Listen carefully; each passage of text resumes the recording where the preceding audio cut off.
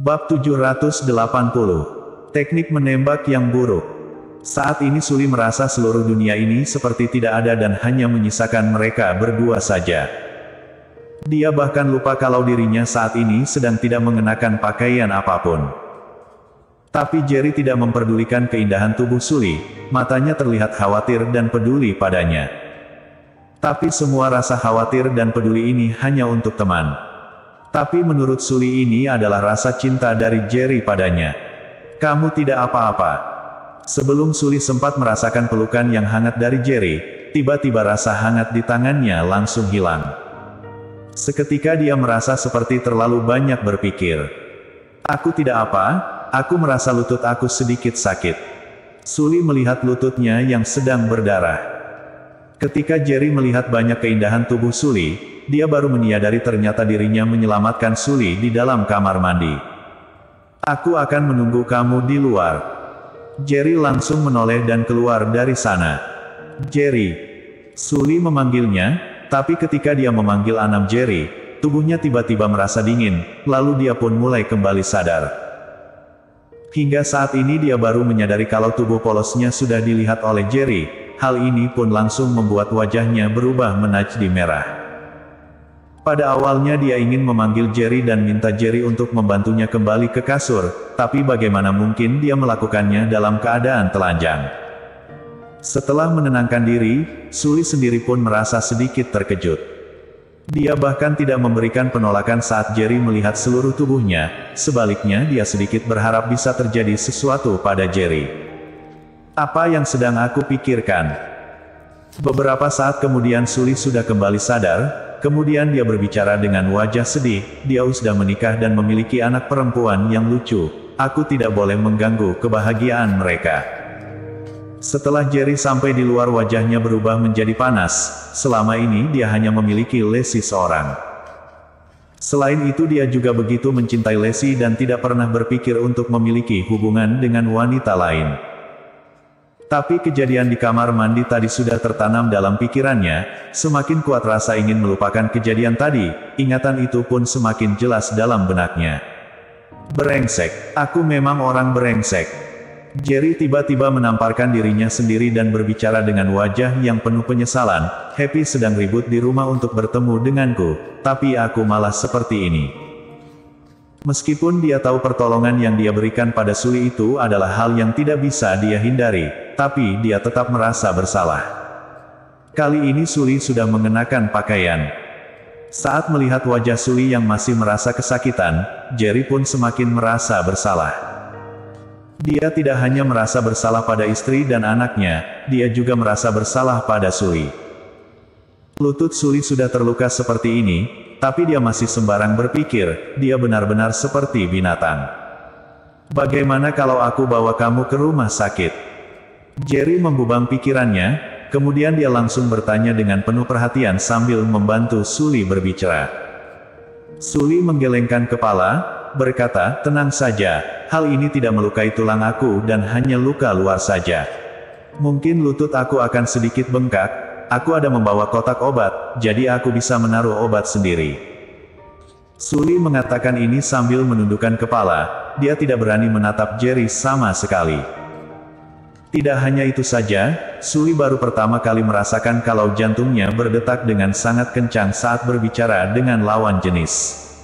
Apakah aku perlu membantu kamu memberikan obat? Jerry tanpa sadar bertanya padanya. Tapi setelah itu dia merasa menyesal. Namun dia sudah mengatakan semua ini, jadi dia tidak mungkin menariknya lagi bukan? Tidak apa, aku bisa melakukannya sendiri. Sekarang sudah sangat malam, Lacey pasti sudah lama menunggu kamu, jadi pulanglah. Suli langsung berbicara padanya. Tapi hatinya sangat berharap Jerry akan menetap di sini dan membantunya memberi obat, kemudian dia baru pergi setelah dirinya tidur. Namun semua hal yang terjadi berikutnya membuatnya kecewa. Pada awalnya Jerry sudah khawatir pada Happy, lalu baru saja terjadi hal yang tidak terduga di kamar mandi sehingga membuatnya tidak enak untuk terus menetap di kamar Suli. Kalau begitu aku pulang dulu ya. Jerry pun langsung pergi dari sana. Ketika sampai di depan pintu, Jerry tiba-tiba teringat sesuatu, Kemudian dia berbicara sambil membelakangi Sully, kamu istirahatlah beberapa hari, tunggu luka kamu sudah sembuh baru pergi ke tempat syuting lagi, aku akan bantu kamu izin ke tim. Kemudian Jerry pun segera pergi dari sana.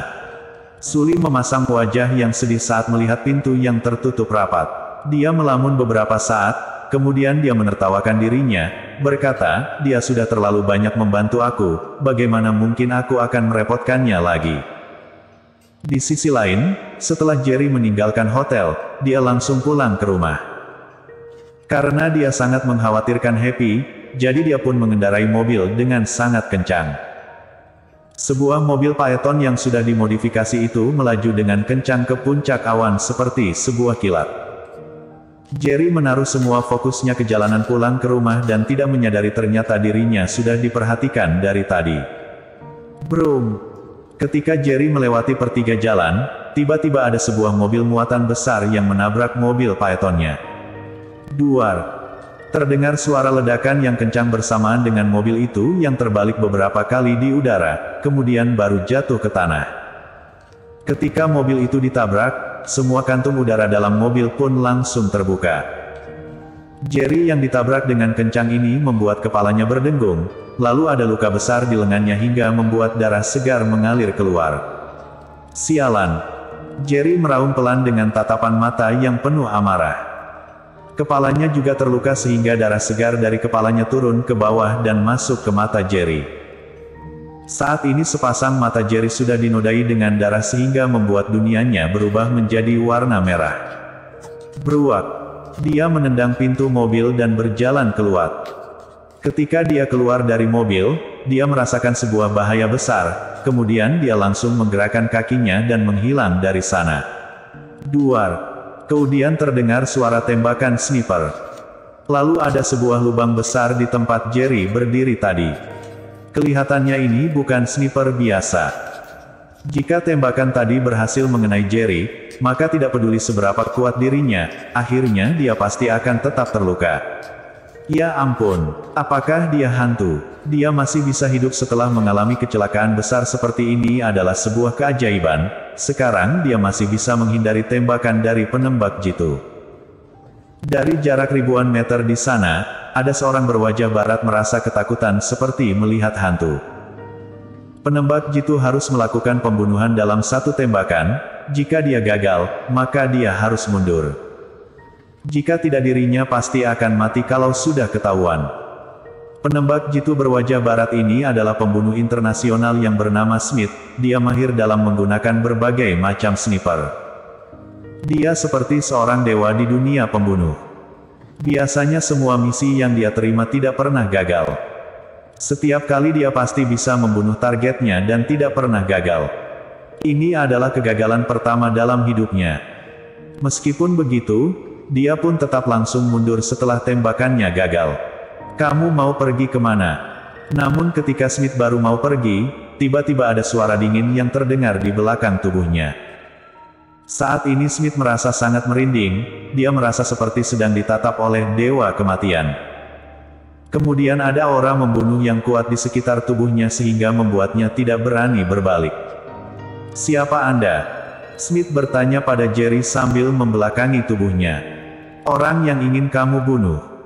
Suara Jerry sangatlah dingin seperti berasal dari neraka. Semua kata-katanya membuat Smith merasa takut. Smith terkejut, wajahnya berubah menjadi pucat dan penuh ketakutan. Dia hanya menerima misi untuk membunuh Jerry di Kyushu. Meskipun dia belum berbalik untuk melihat Jerry, tapi jika didengar dari suara Jerry, dia adalah hantu yang sudah dia bidik dari jarak ribuan meter tadi. Jarak dari dia melepaskan tembakan hingga sekarang hanya beberapa detik saja. Tapi Jerry berhasil muncul di belakang tubuhnya dalam waktu belasan detik saja, bagaimana mungkin ini terjadi? Smith tiba-tiba merasa bingung, tapi sekarang bukan waktunya untuk bingung. Dia langsung berbalik, lalu tiba-tiba ada pistol Colt hitam di tangannya. Duar! Dia langsung melepaskan tembakan saat sedang berbalik. Tapi ketika Smith baru berbalik, orang yang tadi sedang berbicara di belakang tubuhnya tiba-tiba menghilang. Oh Tuhan, sebenarnya kamu ini manusia atau hantu? Smith bergumam dengan tidak tenang. Dengan kemampuan tembak yang dia miliki, dia bisa memutuskan di mana keberadaan musuhnya melalui suara. Jadi dia tadi langsung melepaskan tembakannya tanpa ragu sama sekali, tapi dia tidak bisa mempercayai akhir dari semua ini. Dia merasa orang itu langsung menghilang saat dirinya sedang berbalik. Dengan teknik menembak yang buruk seperti ini masih berani membunuh aku. Tiba-tiba ada suara sinis yang terdengar dari belakang tubuhnya. Bersambung.